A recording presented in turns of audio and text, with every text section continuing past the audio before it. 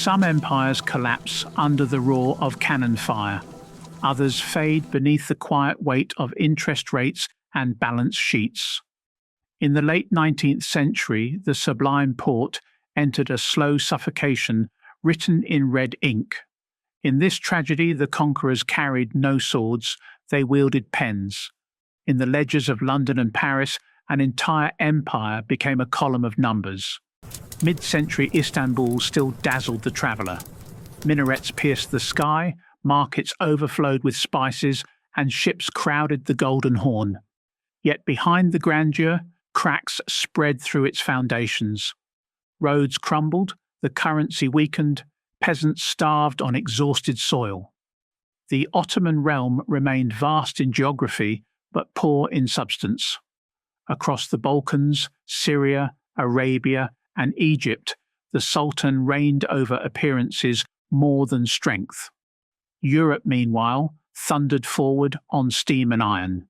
Trains whistled across English plains, factories burned through the night in Lyon, and banks built invisible empires that stretched beyond borders. The Ottomans watched from their palaces. Their artisans worked by candlelight while Paris glittered beneath gas lamps. The distance widened with every turn of a locomotive wheel. Imperial coffers stood nearly empty. Taxes vanished through a web of corrupt intermediaries. In distant provinces, officials lined their pockets before any revenue reached the capital.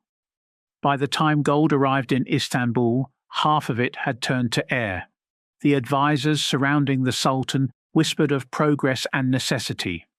The dynasty must modernize or perish. It must imitate Europe, build roads, armies, and schools at any price. But capital was scarce, and its true masters lived far to the west. In 1854, against centuries of hesitation, the Ottoman state reached for the poisoned chalice of foreign credit. Russia had advanced across the Black Sea, igniting the Crimean War, and the empire stood on the brink. Britain and France appeared as allies, bearing soldiers and bankers. An agreement was signed. The first foreign loan in Ottoman history, presented as friendly assistance, became the first link in a golden chain. The gold that arrived in Istanbul shone with hidden cost. The terms defied fairness. For every £100 of nominal debt, only 80 reached the treasury. The missing 20 disappeared into the hands of intermediaries. Yet interest would be paid on the full amount. The snare tightened before anyone noticed. For the Sultan, the influx of wealth felt miraculous. Soldiers were fed, cannons cast, and fleets repaired. When peace arrived in 1856, the empire stood victorious. The monarch believed he had mastered modern power, summoned gold by signature, rule by credit alone. But that signature became an addiction. The taste of borrowed luxury changed everything. The Ottoman elite looked toward Paris and London with awe and envy. They envied the glowing boulevards, the marble halls, the orchestras playing beneath chandeliers. They resolved that Istanbul must shine just as brightly. Pride disguised itself as progress. Soon the ancient palace of Topkapi seemed too modest, too Eastern. The Sultan demanded a new residence, the Dolmabahce Palace, a monument to European taste and imperial vanity. He dreamed of surpassing Versailles.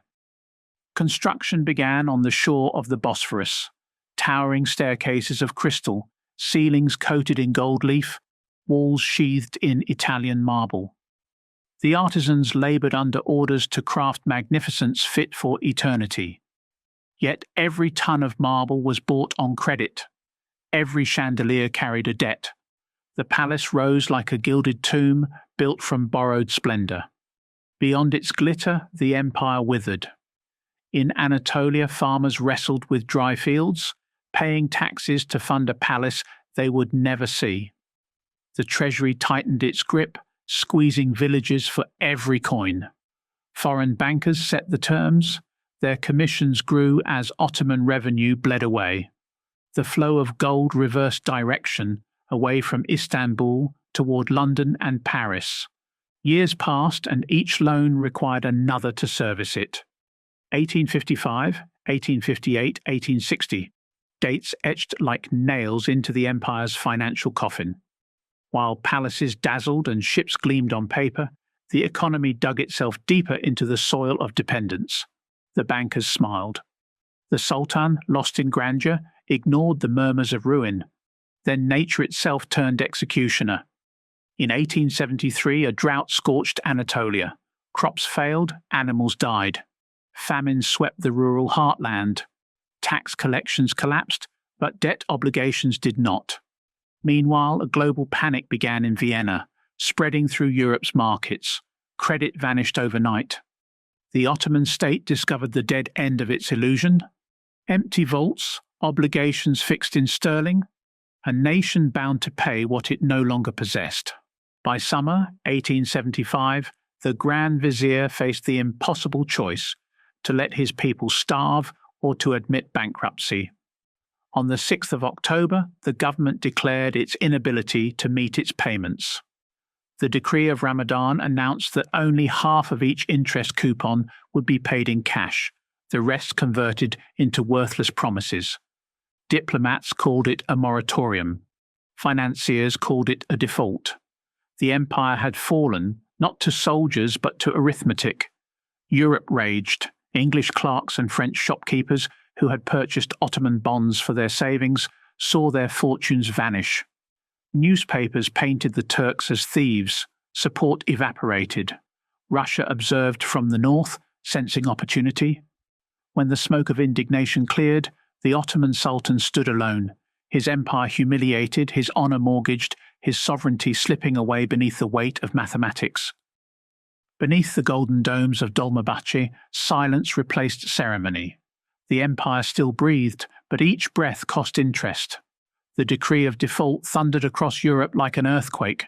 Newspapers screamed betrayal. British bondholders wept for their savings. Parisian investors demanded vengeance. Yet behind the outrage, bankers saw opportunity. Control could now replace conquest. Why send armies when a contract could rule instead? In 1881, a procession of men in dark coats arrived in Istanbul.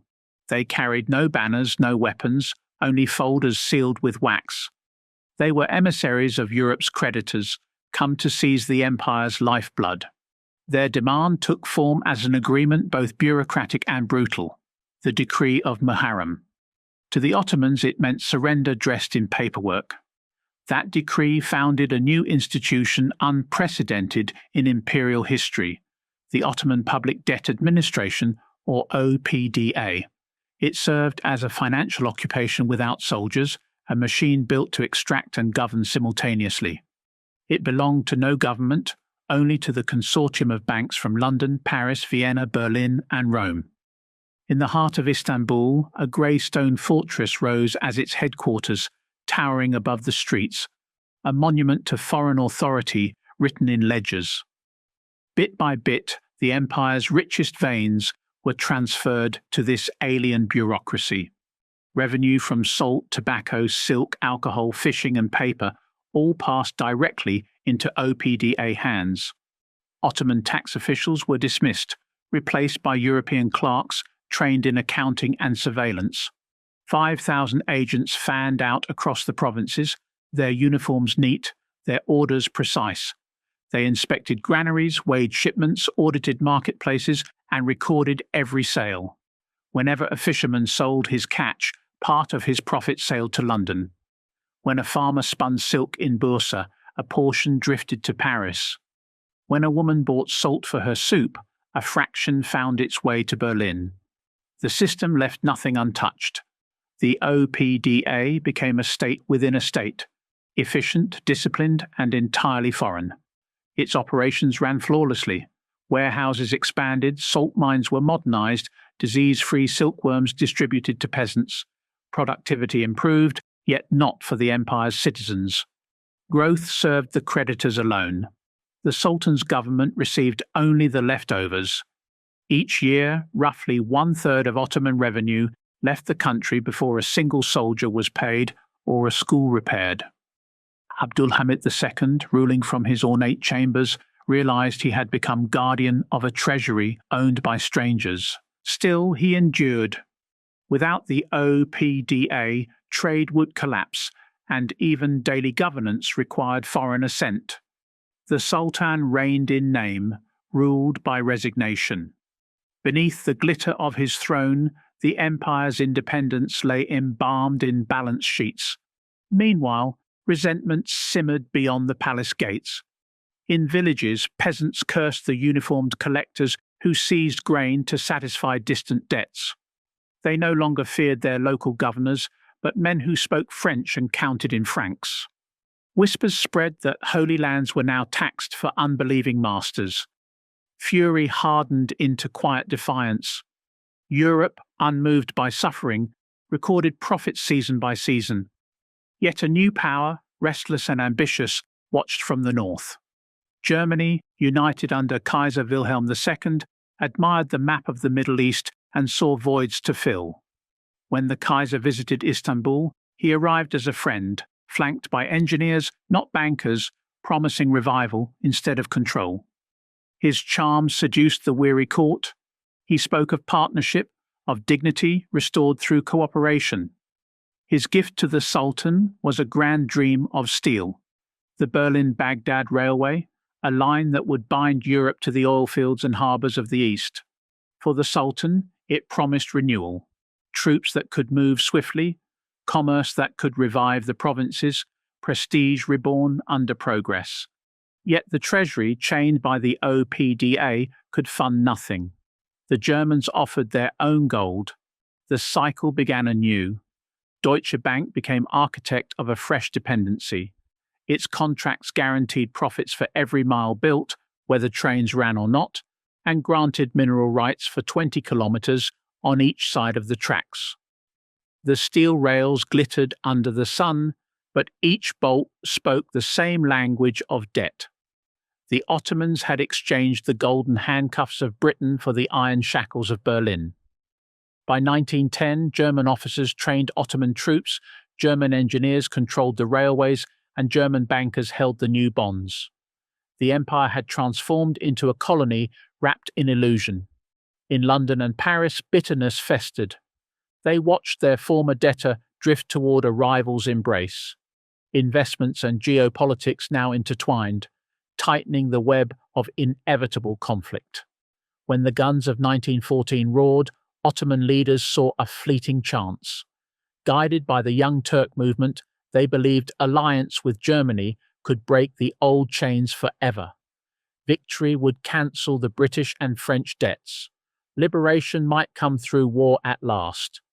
On the day the empire entered the Great War, Ottoman officials marched to the OPDA headquarters in Istanbul. They expelled the European directors. Payments ceased. For one shining moment, the treasury breathed the air of freedom. But hope burned as swiftly as gunpowder. Defeat followed devastation. By 1920, the empire had vanished from the map it once commanded. In its place, a republic emerged from ashes, led by Mustafa Kemal Ataturk. At the negotiations in Lausanne, the Western powers returned carrying ledgers instead of rifles. They demanded payment, arguing that the new state inherited not only the land, but also the mortgage. The young republic resisted, then yielded. To rejoin the world economy, it had to pay for a past it had rejected. The terms were softened, the sums reduced. Yet for 30 years, the Republic of Turkey transferred part of its scarce income abroad, repaying the extravagance and errors of emperors dead a century earlier. In 1954, the final installment was completed. 100 years had passed since the first signature. The debt had outlived the dynasty that created it. In the vaults of Europe, ledgers still preserve that story, an empire bought, mortgaged, and dismantled without a single cannon fired. The cost proved more permanent than conquest.